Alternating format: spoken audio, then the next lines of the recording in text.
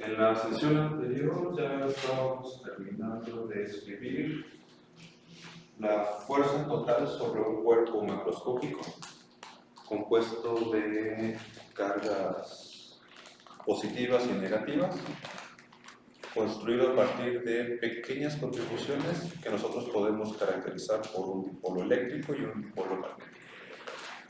Entonces,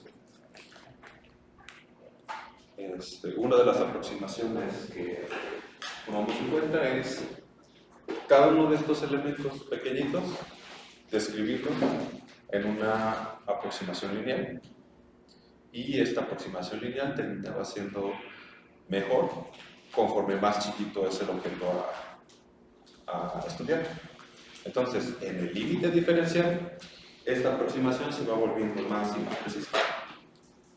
Y entonces correspondía a 1 cualquiera de los elementos infinitesimales de este objeto.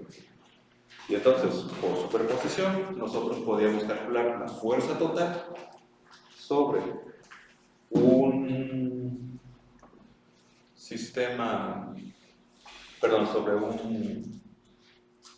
un cuerpo compuesto de cada uno de estos elementos diferenciales. Entonces, en la clase pasada vimos que este tipo de objetos depende de una distribución de masa, una distribución de partículas, de cómo están ordenadas las partículas en nuestro sistema. Y entonces, en términos de esta densidad y de cómo se comportan localmente los dipolos, tanto eléctricos como magnéticos, nosotros podemos definir una polarización y una magnetización. ¿Sí? Entonces, en presencia de un campo eléctrico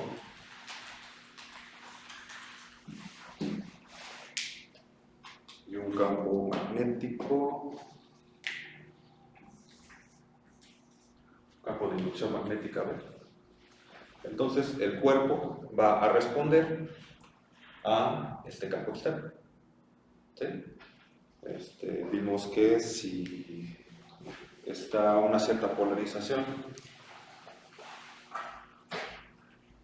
y hay un campo externo en una cierta dirección, el cuerpo va a tender a rotar en dirección a donde se alinee en mejor manera con el campo externo. No siempre va a ser posible, no todos los campos, no siempre la polarización va a ser homogénea, puede que esté distribuida de alguna forma u otra, y va a haber una competencia entre la torca generada por el campo eléctrico y la torca generada por el campo magnético. Entonces va a haber una competencia de todos estos campos hasta buscar ya sea estados estables, metaestables, entre otros. Entonces, la última expresión que nosotros calculamos es justamente lo que se describe acá. La fuerza total en un cuerpo macroscópico en presencia de un campo eléctrico, un campo de inducción magnética, y depende explícitamente de cómo se comporta la polarización y la magnetización de mi sistema. ¿Sí? Entonces, una vez que ustedes tienen información tanto de la polarización y la magnetización, ustedes ya pueden calcular la fuerza con respecto al campo electromagnético que ustedes están induciendo. Y entonces, vamos a reescribir esta fórmula en una forma más compacta para poder identificar ciertos términos. Este término de acá, pues yo uso algo, una identidad vectorial. Es casi como el teorema de la divergencia. Eso lo deberían haber visto en el cálculo diferencial de varias variables. Y entonces, cuando ustedes evalúen la magnetización en la cáscara de mi sistema, vemos que la densidad ahí va a ser 1. Entonces, cualquier punto de color de la superficie me va a dar que la magnetización es 1. Entonces, se cancela.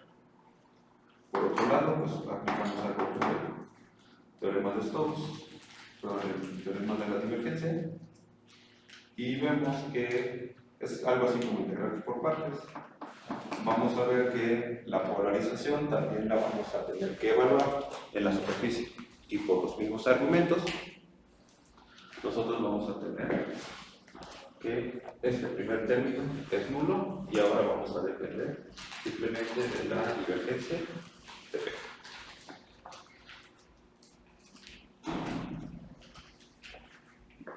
Con los mismos argumentos vamos a poder trabajar este último término. La diferencia es que aquí vamos a tener la divergencia de B y este va a ser nulo. Entonces, este término se anula, este lo podemos reescribir y este término también se anula. Entonces, al final nosotros vamos a poder escribir a 122 de esta forma. Este salió de este término, este es este término y este es este mismo. Aquí simplemente cambié de orden. Ya nada más para poder identificar un objeto multiplicado por el campo eléctrico, otro objeto, producto plus, con mi campo de inducción. Entonces, si buscamos la ecuación 63, vamos a ver una ecuación muy parecida a esta. La diferencia va a ser que esto, en aquella ecuación, es una densidad de carga y estos dos términos corresponderían a una corriente. Es por eso que hablamos de densidad y corriente efectiva.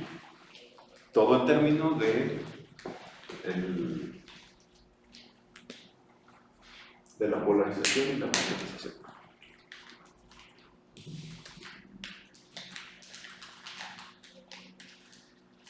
Ahora, después les voy a pedir que muestren que esta ecuación se cumple, que es la conservación de carga. Ahorita no es necesario. Y entonces, aquí hay que hacer el énfasis de que estas ecuaciones o esta descripción está pensada para cuerpos con cargas fijas. Las cargas no se van a mover para nada en esta primera aproximación. ¿Sí? ¿Dudas de cómo llegamos hasta acá?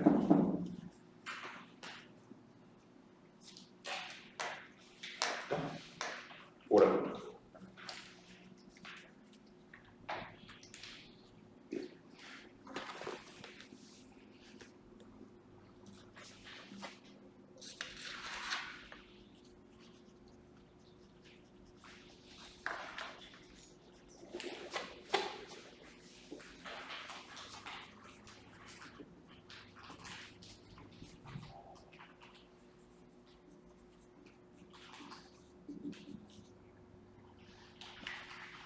Y este es el último tema, antes del examen.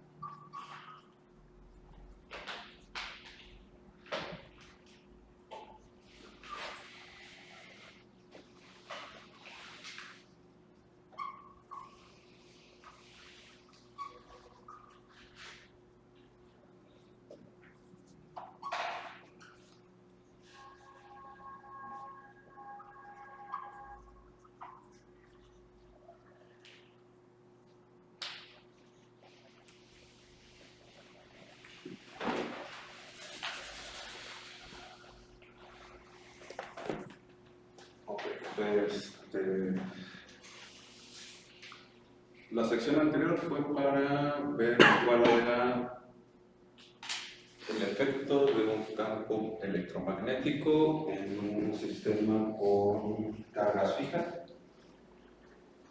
Ahora toca ver qué pasa cuando tienes una combinación de cargas fijas o cargas móviles. Entonces, para eso primero tenemos que pensar un poco en el problema físico que estamos atacando, en donde tienes un sistema compuesto de un montón de partículas microscópicas, pero la experiencia que tiene un observador macroscópico es a través de sus instrumentos de laboratorio. Entonces, lo que hace un termómetro, por ejemplo, es que cuando entra en contacto físico con algún objeto compuesto de partículas pequeñitas, la medición que hace de algo que llamamos temperatura está asociada a otra colección de variables microscópicas.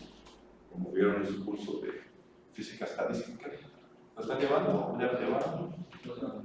¿No lo han llevado? ¿Lo van a llevar el siguiente semestre?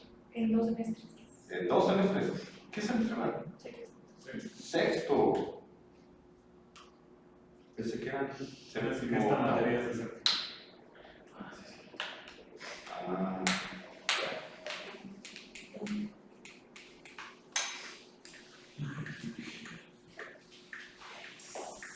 bueno.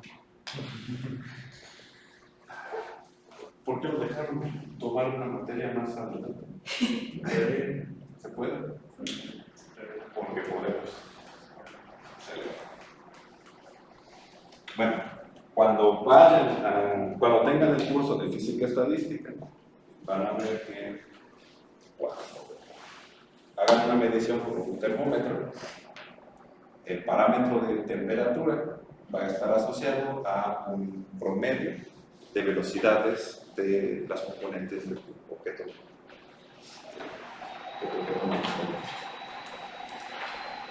Entonces, en ese sentido, a partir de relacionar el mundo microscópico con el macroscópico, vemos que todas nuestras variables macroscópicas, a todas y cada una de ellas se le puede asociar el promedio de diferentes cantidades físicas microscópicas.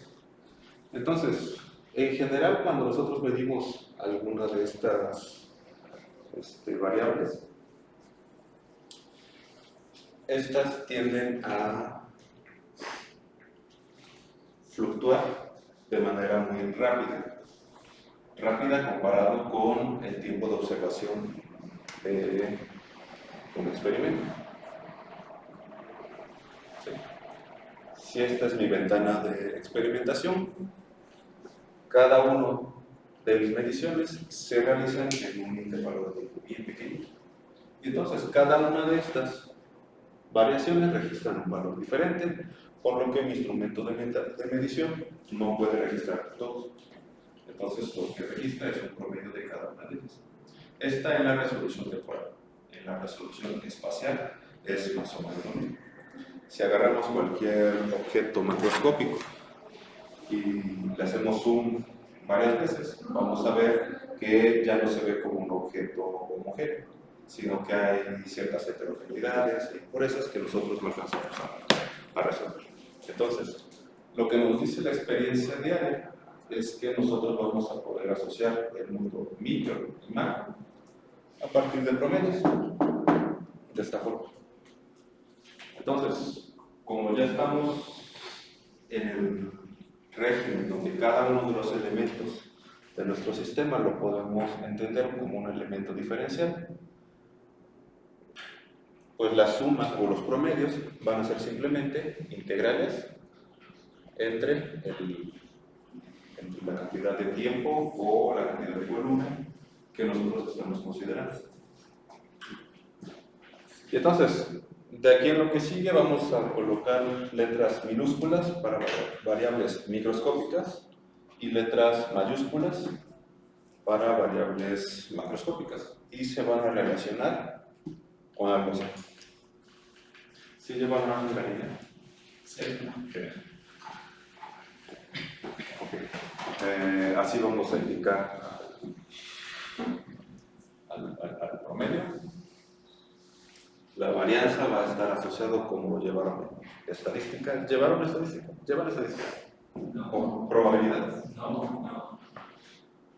En los laboratorios vieron algo de Línea. En los laboratorios, ¿llevan laboratorios aquí? Sí, ¿o no? Dos laboratorios, ¿ok? Física experimental. Física experimental y general. 1 y 2. Física experimental 1 y 2. ¿Qué ven en física experimental? Lo tenemos en línea nosotros. ¿Los qué? Nosotros lo tenemos en línea. Pandemia. ¿Y el 2? También. No se puede. Bueno, ese es para ellos.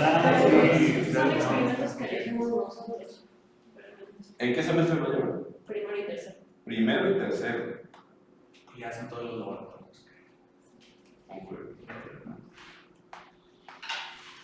Y llegaron a hacer mediciones. Pues sí. ¿Y cómo reportaban esas mediciones? En gráficas.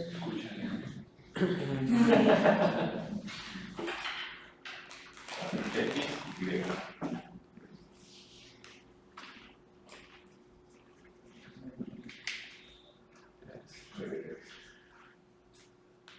Yo agarro mi...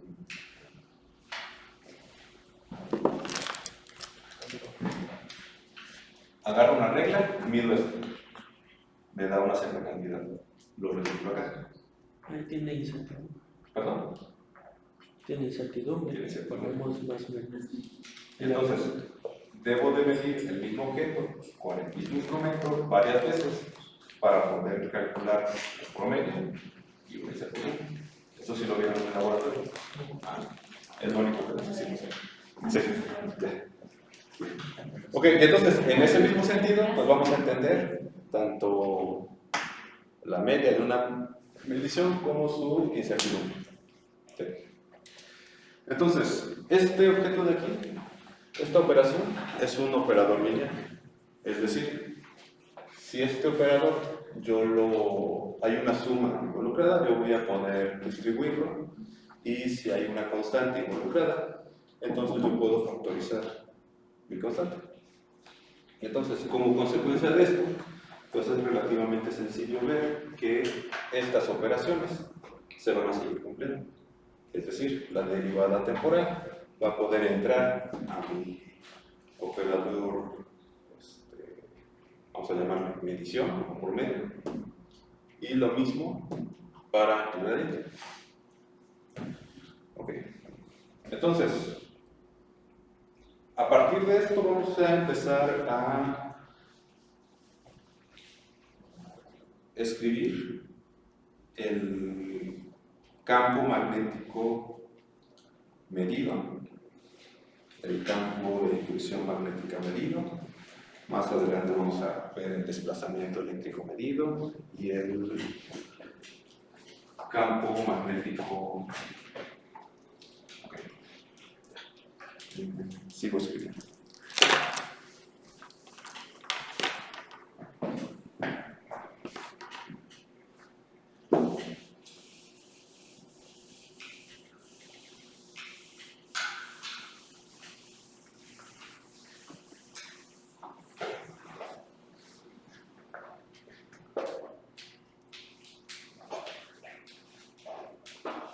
Hasta el posgrado, un laboratorio. Sí. Si es maestría, eliges instrumental. Sí. Cada optativa de 6 Esas deberían de tomar, independientemente del área que se vayan a dedicar. Experimentales, teóricos, lo que quieran. Es importante que tengan esa experiencia. No sé si aquí estaba antes así, pero cada materia tenía su respectivo laboratorio. El laboratorio de mecánica, el laboratorio de dinámica, el de electromagnetismo. Y entonces era una oportunidad bien chida de agarrar tus ecuaciones y entonces hacer cálculos directos sobre mediciones y ver, no me están choreando con matemáticas y demás. Entonces, si hay optativas de laboratorio de electromagnetismo o de lo que sea, traten de tomar. Después de todo, la física es una ciencia experimental.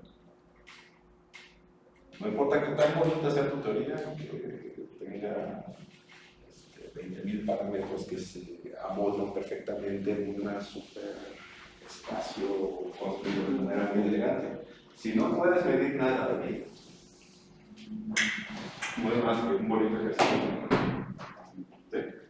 Entonces, las mediciones son importantes. Y se lo dice un teórico, entonces. Ok.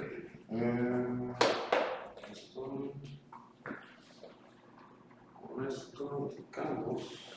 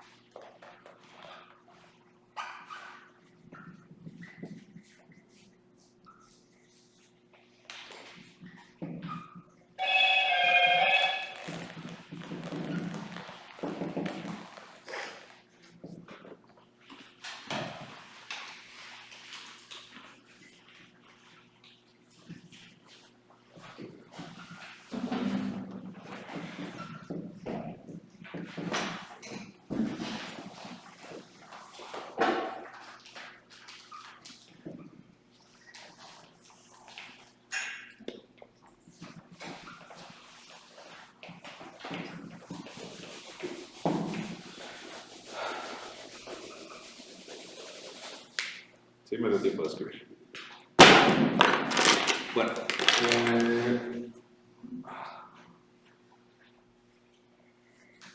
la principal diferencia entre escribir las ecuaciones de Maxwell microscópicas y macroscópicas va a ser el nivel de resolución, en donde si nosotros agarramos cualquier cuerpo macroscópico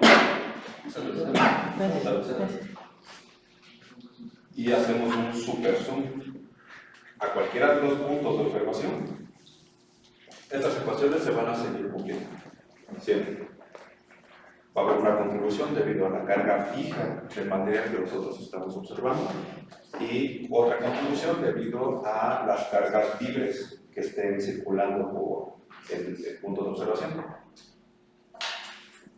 Entonces, a la hora de aplicar todas esas propiedades de relaciones lineales y estas propiedades en particular, va a ser muy sencillo simplemente calcular el promedio de cada uno de estos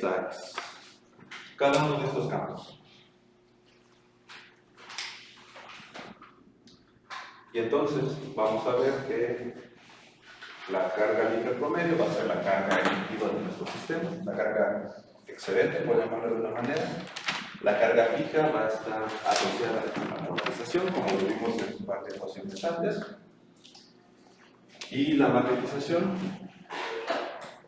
y la variación de bipolarización también van a contribuir a una cierta corriente. Es decir, si el cuerpo se está moviendo, entonces yo puedo empezar a inducir algún tipo de corriente efectiva.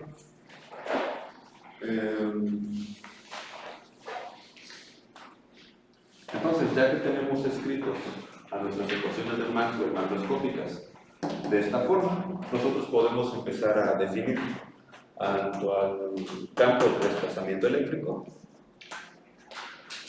como al campo magnético H. Este es campo magnético, este es campo de inducción magnética. ¿Sí?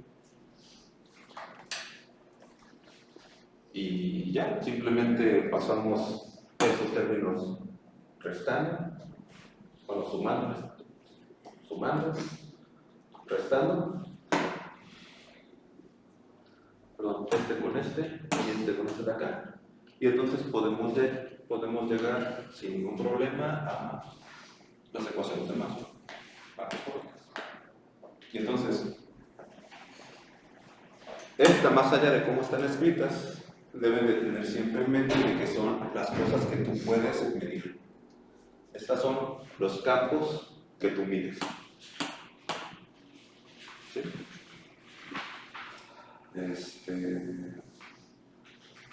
Por un lado está todo lo que puedes medir.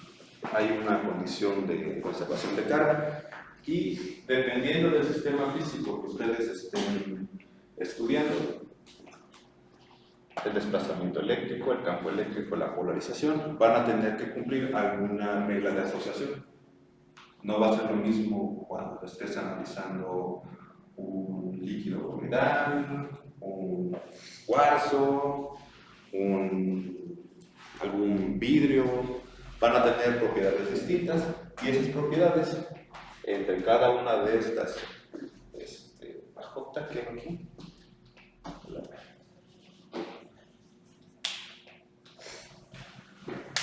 la forma en cómo estén relacionadas cada una de estas variables van a definir por completo nuestro sistema.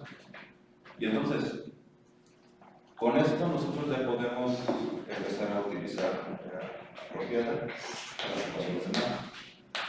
Tienen un fundamento microscópico y nosotros lo que vamos a estudiar pues, es cómo se comporta de manera microscópica, dependiendo del problema. ¿Dudas? ¿Preguntas? ¿Comentarios? Bien. El lunes de examen. Este lunes. ¿Es de ejercicio? Próximo viernes. Ok. ¿Prefieren el lunes? No, el viernes. ¿Viernes una hora? ¿De la hora? Sí. Es que tenemos que saber el parte. Este martes. O el jueves. O el otro lunes, mejor. El otro lunes. Sí. Gracias. Es que nosotros hemos tenido sesión de ejercicios.